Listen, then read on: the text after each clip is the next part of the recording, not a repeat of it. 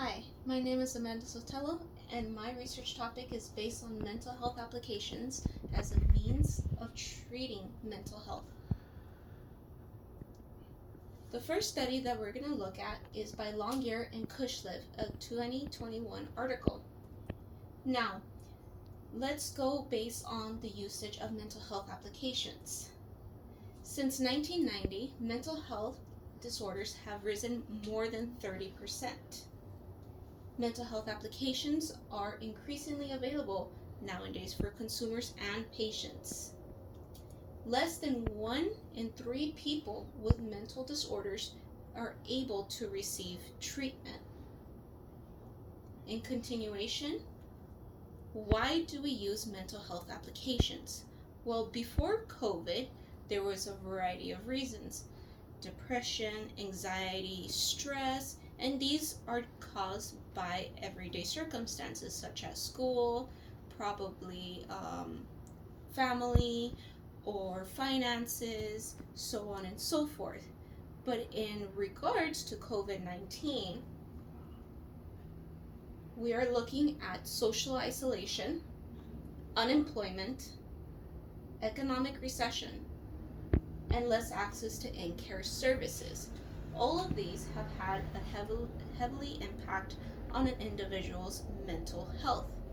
Now, the biggest question is mental health applications a suitable treatment in regards of telepsychotherapy?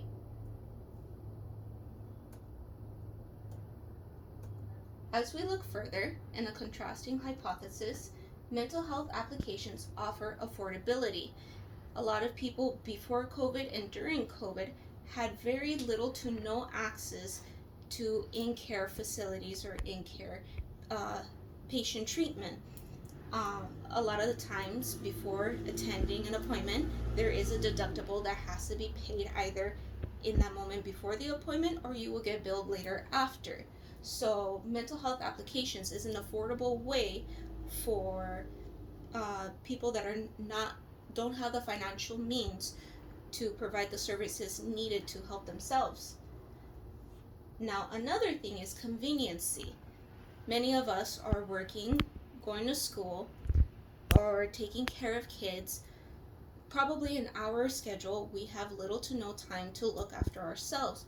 So it's easy to go on a computer or on a tablet or on our phone and download apps that are accessible to us in the moment that we can put on our schedule and not the schedule of a healthcare professional. Now, as far as telepsychotherapy, one huge benefactor is that it is extremely confidential. What you say, what you think, what you do is completely between you and the healthcare professional. Nothing gets written off to where someone else can see it. Your privacy is not invaded. Whereas mental health applications, it is constantly questionable that many of our intimate details are being shared with other applications. Another benefit is the regulatory oversight. There are many rules that medical healthcare professionals have to abide by, and by them overseeing our behavior and our treatment, it makes sure that we get a very professional standard of care. Whereas with mental health applications, there is not one form of treatment.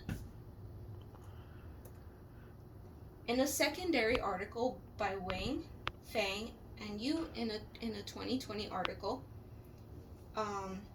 it states that mental health apps does indicate minimal improvement. Now, the previous article also stated that there was a slight improvement, so this is just adding to that factor. The method that they used was quite similar to the first article. However, they Googled key term words that were very known in mental health, such as stress, anxiety, or depression.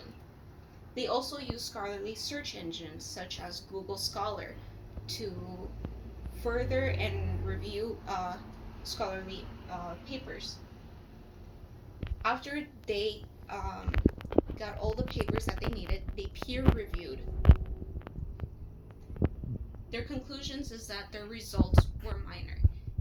Did it improve the individual's mental health? Yes, it did, but with little to no recognition. However, the most notably mental health apps were Headspace and Calm. These two apps were highly, I guess you could say, used and idolized amongst the users and patients. Now, what both articles really magnify on is the protection of the individual or the patient. The first thing that they suggest for patients or individuals to look after is to examine evidence-based app content and cost. It should not cost you $50 to $60 to receive treatment, especially treatment where you're not being able to speak with an individual one by one. The second step is evaluate privacy policy and obtain informed consent. Go over the terms and manufacturer agreements. See what you are agreeing to by signing up before you release your information unknowingly to other search engines or to other apps. And the third step is to have guidance, engagement, and outcome monitoring. It's really helpful to interact with a psychiatrist or a therapist about your engagement in these apps to see whether or not you will benefit from it. Now, the most referred mental health applications that many adolescents, teenagers, and adults use are these top 8. The first being Talkspace, then BetterHelp, then Calm, then Pride Counseling, then Yoper, then Headspace, then Inner Timer, and The Mighty. All of these applications treat a variety of things. Pride is very, how you can say, for the LGBT community. Calm, you can read stories, listen to background music, and then there's also social engagement with other people that you can relate to.